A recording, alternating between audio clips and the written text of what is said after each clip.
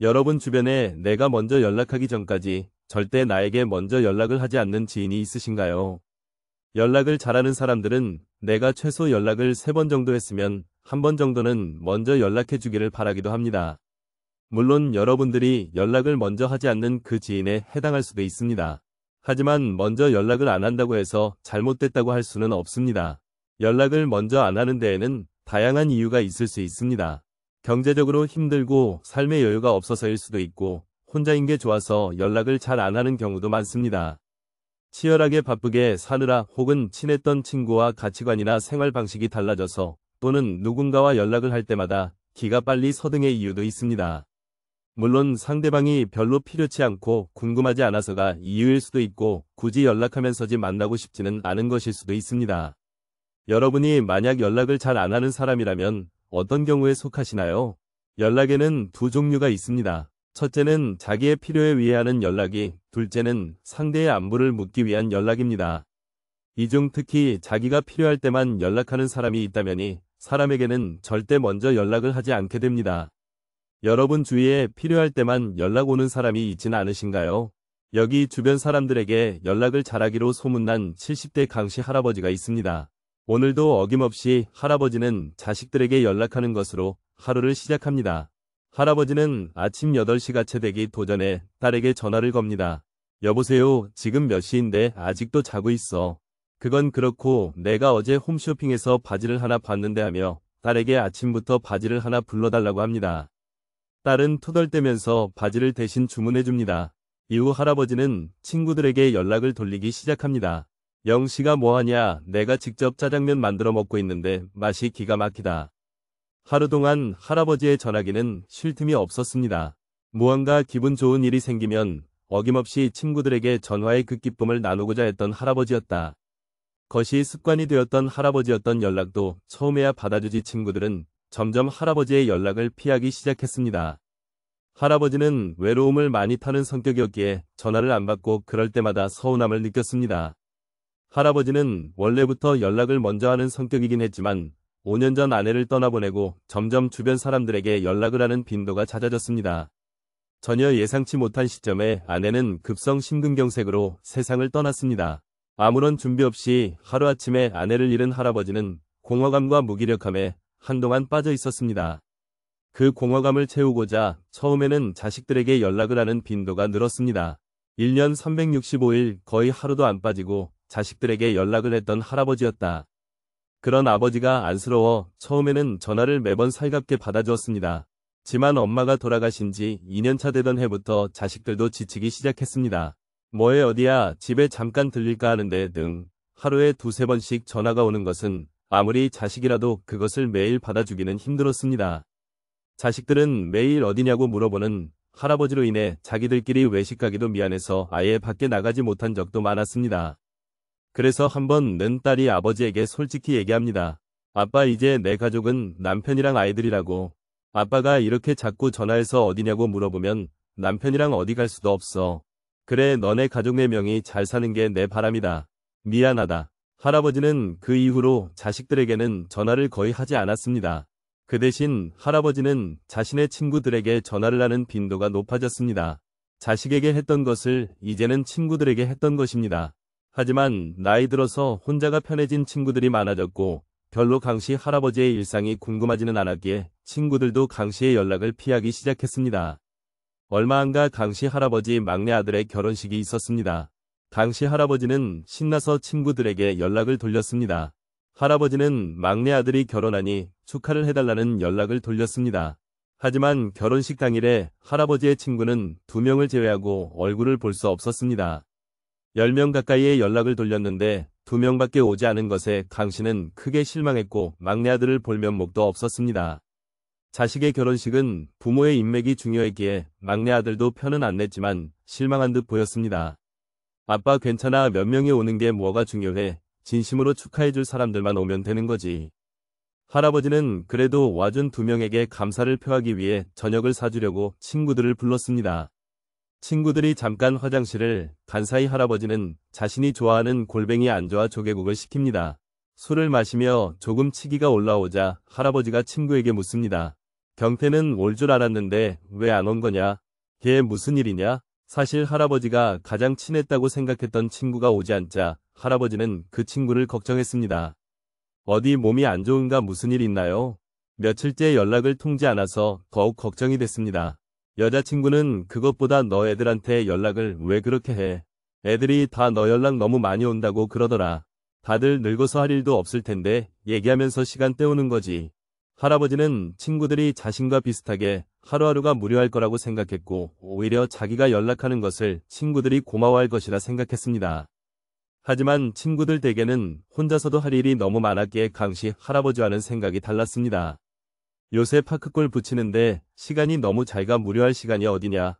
하지만 이런 친구들과는 달리 강씨 할아버지는 무언가를 제대로 시도해 본 적도 그럴 생각도 없어 보였습니다. 그럴 때 가장 시간 때우기 좋은 것이 할아버지에게는 통화를 하는 것이었습니다.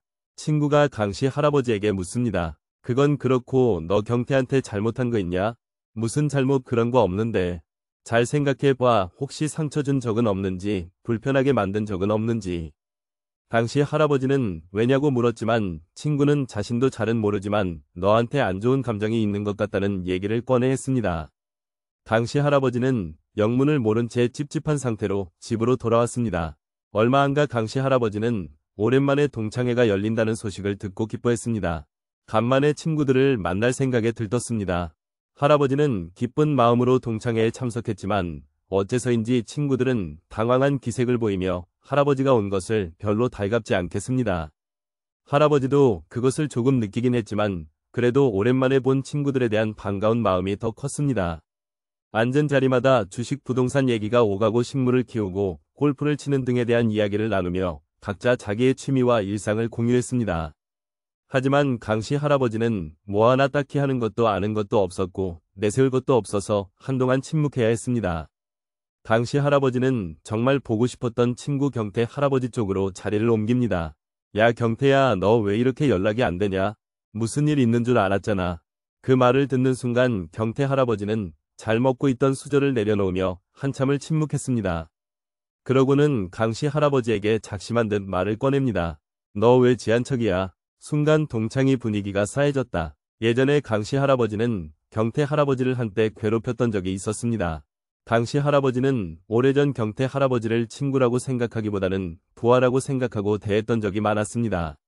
말로는 친구했지만 실제로는 뭐 부탁할 일이 있을 때만 전화하고 자기 손 모자랄 때면 항상 경태를 찾았고 부탁을 들어주지 않을 때는 욕을 하기 일쑤였습니다. 이뿐만 아니라 자기의 힘을 몸이 약했던 경태 이게 장난일 납시고 과시할 때도 많았습니다. 경태 할아버지는 한동안 이런 강씨 할아버지에 억눌려 부탁을 거절하기 힘들었고 갈수록 점점 자기를 잘해주는 것을 그간 괴롭힘 당한 것에 위안이라도 삼아주 잠깐 경태 할아버지도 강씨를 친구라고 생각했습니다. 그러나 자기의 부탁을 들어주지 않을 때면 당시 할아버지는 어김없이 경태 할아버지에게 예전처럼 갑질을 하려 했습니다. 한 번은 경태 할아버지의 가족과 강씨 할아버지의 가족이 식사 자리를 가졌습니다. 아내와 자식들이 있는데도 강씨는 친구 경태가 예전에 찌질했다 등 막 다녔다는 등의 이야기를 아무렇지 않게 꺼내기도 했습니다. 나중에 나이가 들어 경태 할아버지는 깨달았습니다. 이건 친구 관계가 아니라는 것을요. 당신은 자기 맘대로 안 되면 화내고 모든 걸 자기가 휘두르려고 하는 사람이었습니다. 생각해보면 예전에 가족끼리 밥을 먹었을 때도 그렇고 강씨 할아버지를 만날 때면 당신은 절대 지갑을 열지 않았. 물론 경제적으로 경태 할아버지가 좀 더 벌었지만 그렇다고 해서 경태 할아버지가 만날 때마다 모든 비용을 내는 것이 당연한 것이 아니었습니다. 강씨는 자신이 잘못했던 잊지 말아야 할 과거는 까마득히 잊어버리고 그저 옛날 일이니 괜찮다고 치부해버렸지만 그것을 당한 경태 할아버지의 입장에서는 절대 잊을 수가 없었던 것입니다. 당시 할아버지의 과거의 행들에 불만을 느끼고 있던 친구들은 하나둘씩 강씨 할아버지에게 자리를 비켜달라고 말했습니다. 그 자리에 강씨의 편을 들어주는 사람은 없었습니다. 강씨 할아버지는 자신의 업보를 뒤늦게 깨달으며 조용히 그 자리를 일어섰습니다.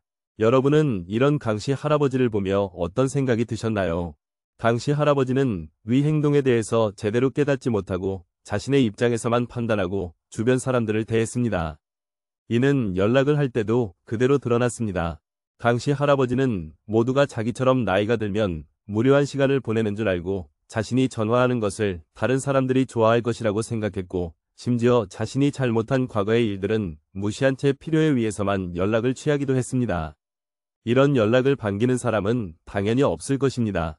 앞서도 얘기했듯 연락을 잘 안 받는 다양한 경우가 있는데, 아마 다른 친구들은 그냥 강씨 할아버지가 별로 자기에게 중요한 사람이 아니라서 혹은 싫어해서 연락을 피했을 수 있습니다. 그래서 강씨 할아버지에게 연락이 먼저 오는 경우는 거의 없었던 것입니다. 이렇게 별로 좋아하지 않아서 연락을 안 거둬해도 크게 두 가지의 이유로 굳이 먼저 연락을 안 하는 경우도 있습니다. 그중 첫 번째는 나이 들수록 혼자가 편해지도록 성격이 바뀌었기 때문입니다. 연락에 별로 연연하지 않는 사람들은 지인이 먼저 자신에게 연락을 하지 않더라도 바쁜 일이 있다거나 그럴 만한 무슨 사정이 있나 보다 생각하며 신경을 전혀 안 쓰는 경우가 많습니다.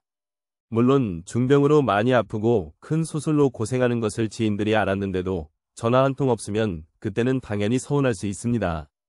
하지만 이런 경우가 아니라면 사느라고 다들 바쁜가 보지 하며 자신도 그냥 혼자 자기 할 일을 하며 생활합니다. 앞서 강씨 할아버지는 세상 사람들을 자기와 비슷하다고 생각했지만 연락에 연연하지 않는 사람들은 세상 사람들이 다 나와 같지 않다고 생각합니다. 그렇기에 상대가 먼저 연락을 하든 말든 이것을 신경 쓰기보다 내 오늘 하루하루를 즐기며 살아가는 것입니다. 아무리 친하고 오랜 기간 알고 지낸 사이라고 해도 나이가 들면 가치관 및 생활하는 방식이 달라집니다. 취미든 뭐든 공통 관심사가 비슷해야 만나도 할 얘기가 생기고 만나면 지루하지 않게 대화를 이어나갈 수 있는 것입니다. 아무리 오래된 친구도 이렇게 공통 관심사가 없으면 굳이 만나기보다는 혼자 내가 하고 싶은 거 하면서 생활하는 것이 더 좋다고 느낄 것입니다. 나이 들수록 오래된 친구들도 다 귀찮아지고 어디 얽매이는 게 귀찮아지기도 합니다. 이것은 자연스러운 현상일 뿐입니다. 나이 들수록 친구보다는 취미 생활을 즐기거나 마음 공부를 하는 것이 오히려 더 좋은 친구의 역할을 대신하기도 합니다. 만약 먼저 연락이 안 오면 그냥 자기 인생 잘 즐기나 보다 맘 편히 생각하고 나도 내 인생 혼자서도 잘 즐기며 가는 인연 굳이 잡지 말고 무심하게 잘 살아가면 되는 것입니다. 혼자서도 인생을 잘 보내지 못한다면 연락에 집착하게 되고 심지어 연락이 안 오면 아무것도 할 수 없고 초조해지는 사람도 있습니다. 이렇게 남에게 휘둘리는 삶은 별로 좋은 삶이 아닙니다. 반대로 내 삶에 집중하고 열심히 살다 보면 그래서 혼자서도 외롭거나 심심하지 않게 되면 연락이 오든 안 오든 별로 중요치 않다는 생각이 들고 인연이면 다시 만나겠지 하며 쿨하게 생각할 수 있게 되는 것입니다. 만약 연락을 하고 지내는 것이 조금 부담스럽다면 굳이 연락을 하지 않아도 됩니다. 그러면 누군가 나에게 연락 오는 빈도가 뜸해지고 나중에는 부담스러운 연락이 끊어져서 오히려 편해지고 이전보다 삶이 더 좋아지기도 합니다. 어떤 분은 이렇게 누군가와 연락하거나 만나는 대신 헬스장에서 혼자 조용히 음악을 들으며 혹은 커피를 마시며 운동을 했는데 생활을 5년 동안 이어오니 인생 최대의 행복으로 가고 있다는 글을 남겨주기도 하셨습니다. 이렇게 혼자 있는 즐거움을 일찍이 깨달은 사람들은 연락을 오히 피곤하게 느끼기도 하고 굳이 먼저 연락을 하지 않게 되는 것입니다. 먼저 연락을 안 하는 두 번째 이유는 그냥 연락하는 것 자체에 기가 빨리는 사람에 속하기 때문입니다. 사실 전화를 할 때는 만나서 얘기할 때와는 다르게 중간에 침묵하는 상황을 어색하게 느끼는 분들이 많습니다. 그런 침묵하는 상황에서도 얘기를 계속 만들다 보면 기가 빨리게 될 수 있습니다. 또한 간단한 안부 정도 인사하려고 전화하면 전화를 오래 잡게 하는 지인들이 있습니다. 여러분 주위에 통화를 하면 쉽게 전화가 안 끝나는 지인이 있나요? 물론 그 통화 자체가 재밌으면 괜찮겠지만 누군가는 가만히 상대의 이야기를 듣고 있노라면 그냥 그렇게 듣는 것 자체로 기가 빨리게 합니다. 전화가 너무 길어지면 제발 전화 좀 끊고 깊은 마음이 들기도 하고 괜히 상대방의 기분이 상할까봐 혹은 통화를 끝낼 타이밍을 잘 잡지 못해 의도치 않게 통화를 오래 하게 되는 분들도 많습니다. 특히나 조금 예민하고 섬세한 사람들은 통화를 할 때도 얘기를 잘 들어주고 공감해주고 리액션도 잘해줍니다. 그리고 웃기지도 않은 말에 잘 웃어주기도 합니다. 하지만 이런 행동들에 정말 많은 에너지가 쓰입니다. 이런 분들은 1분 1초마다 끊임없이 친구의 감정을 살피기도 합니다. 이렇게 통화를 한번 하면 기가 빨리기 때문에 전화를 애초에 잘 받지 않는 경우도 많습니다. 사실 거리를 두어야 관계가 편한 사람들이 있습니다. 통화뿐 아니라 만나서도 밥 먹고 차 마시고 2-3시간이면 충분한데 자꾸 뭘 더 바라는 사람에게는 연락을 잘 안 하게 되는 경우도 있습니다. 이런 사람들은 얼굴 보고 그악 묻고 오히려 짧게 만나는 게 더 좋은 사람입니다. 또한 예민한 사람들은 사람들을 만나면 에너지가 고갈되는 것뿐 아니라 한순간 스쳐 지나갔던 상대의 표정이나 말들의 의문점이 생기면서 스스로 우울한 상태로 몰아가기도 합니다. 이런 사람들은 막상 만나면 즐겁게 놀긴 하지만 금방 피곤해 집에 가고 싶어 합니다. 이런 사람들은 무의식적으로 상대방의 감정을 계속 살피는데 이것 때문에 피로도가 쌓여 집에 가서까지 연락하고 싶지는 않은 것입니다. 이는 친구 관계도 마찬가지고 부모 자식 관계도 마찬가지입니다. 그러니 상대가 내 연락을 잘 받지 않는다 해도 이런 다양한 이유들이 있을 수 있기 때문에 연락을 안 받아도 나는 그냥 할 거 하면서 잘 살아가면 됩니다. 나에게 집중하는 삶은 여러모로 많은 이점을 줍니다. 내 방식대로 삽니다의 저자 남인숙 작가님의 말에 따르면 나이 들수록 본인의 콘텐츠를 가지는 것이 중요하다고 합니다.